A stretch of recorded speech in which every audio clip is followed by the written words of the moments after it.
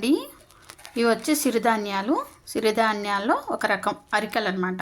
ఇప్పుడు సిరిధాన్యాలు ఏ అయినా సరే మనం కడిగేటప్పుడు నల్లగా వాటర్ లాగా వస్తాయండి. బాగా కడిగి ఆ వాటర్ని పారేసి మళ్ళీ మంచి వాటర్ పోసుకొని ఈ వాటర్తోనే వండుకోండి మీరు ఏమైనా వండుకుంటే.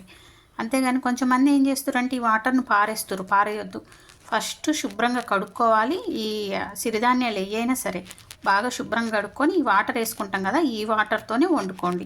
ఓకేనా? అప్పుడే మనకు ఆ పోషకాలు అనేవి మనకు లభిస్తాయి. అరికలు అన్నవండి కుండలో వండుతున్నా. అయితే ఆ వాటర్ రెడ్గా ఉంటాయి కదా చూడండి, అందుకోసమని అలా రెడ్గా బ్లాక్గా కనిపిస్తుంది అనమాట. ఏంటో ఇలా ఉంది అనుకోకండి. టేస్ట్ అయితే చాలా బాగుంటుంది. కుండలో వండుకుంటేనే కరెక్ట్ పద్ధతి. కాకపోతే ఇక మనకు ఓపిక లేక ఏదో కుక్కర్లో గిన్నెలో వండుకుంటాం. గిన్నెలో వండినా కూడా మూత తీసి కలుపుతూ వండుకోవాలంట. దానివల్ల కూడా కొంచెం ఉపయోగం ఉంటుంది మరీ కుక్కర్లో కంటే.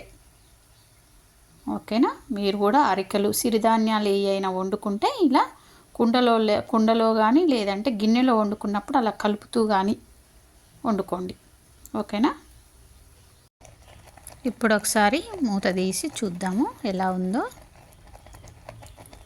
చూడండి, ఇలా అయితే ఉడుకుతూ ఉందన్నమాట. కొంచెం సిమ్లో పెట్టి వండుకోవాలి. చూడండి, మెల్లగా ఉడికితేనే బాగా ఉడుకుద్ది అన్నమాట అన్నం అనేది.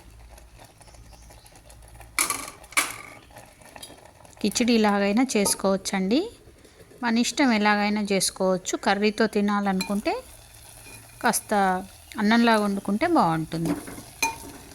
చూడండి, మెయిన్ ఇందులో 4-5 గంటలు నానాలన్నమాట. ఎప్పుడైనా 4-5 గంటలు నానితేనే వేడి చేయకుండా ఉంటుంది. పెద్దవాళ్ళు చాలామంది సిరిధాన్యాలు తింటే వేడి చేస్తుందని కంప్లైంట్ ఇస్తారు. కానీ నానకుండా మనం మిక్సీ బట్టి జావలాగా చేయడమో ఇంకేదో డైరెక్ట్ టక్కున కుక్కర్లో వండేయడమో చేస్తే తప్పకుండా వేడి చేస్తాయండి. ఎందుకంటే ఫైబర్ ఎక్కువగా ఉంటుందన్నమాట, అందుకే వేడి చేస్తాయి. బాగా నానబెట్టి వండుకోండి. ఓకేనా?